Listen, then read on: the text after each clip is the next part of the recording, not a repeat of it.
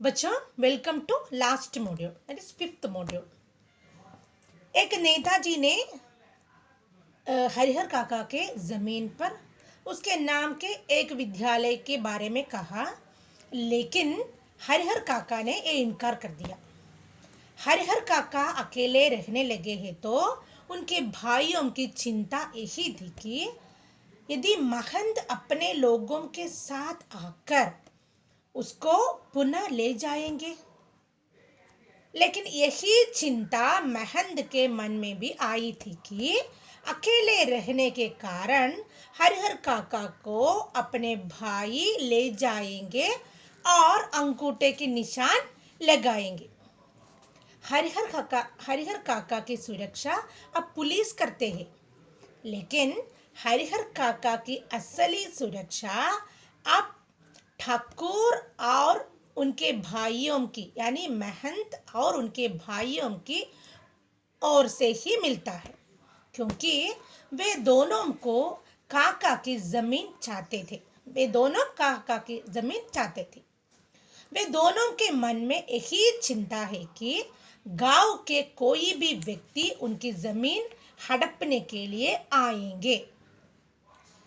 यहाँ जहाँ लोग इकट्ठा होते हैं वहाँ हरिहर काका ही चर्चा होते हैं।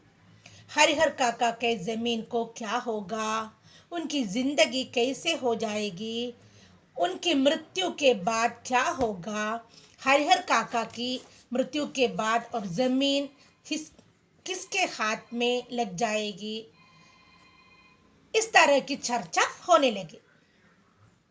इसके बाद लोग दो पक्षों में बांटते, एक पक्ष तो महंत के पक्ष में यानी दूसरे पक्ष तो भाइयों के पक्ष में। ये दोनों के आदमी कई तरह के अफवाह मीन्स रूमर्स फैलाने लगे। कई तरह के अफवाहें फैलाने का फल क्या होगा? इसका फल यह हो गया कि हरिहर काका के मृत्यु के बाद जो लड़ाई होगी ये तो छोटी लड़ाई नहीं, ये तो बड़ी लड़ाई होगी। इसके बारे में चर्चा होने लगी आपस में। इसलिए लोगों के अंदर भय भी है और प्रतीक्षा भी होगी।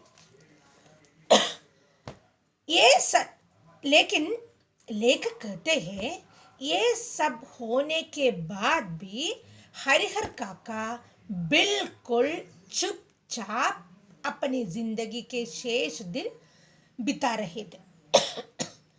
उन्होंने एक नौकर रखा है, वे उन्हें खिला रहे हैं, देखभाल कर रहे हैं, जमीन की फसल के उपयोग करते वह अपनी जिंदगी चुपचाप बिता रहे हैं। अब हरिहर काका किसी से कुछ न कहते, किसी व्यक्ति उनसे कुछ पूछने पर भी वह कुछ जवाब नहीं देते।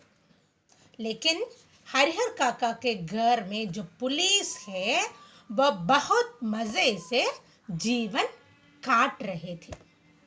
बच्चों, आज के दिनों में आपसी रिश्तों में प्रेम के स्थान पर लालच बढ़ता है। समाज में प्रेम समाप्त हो रहा है। यह तो बहुत दुख की बात है। धन्यवाद। शुभ दिन।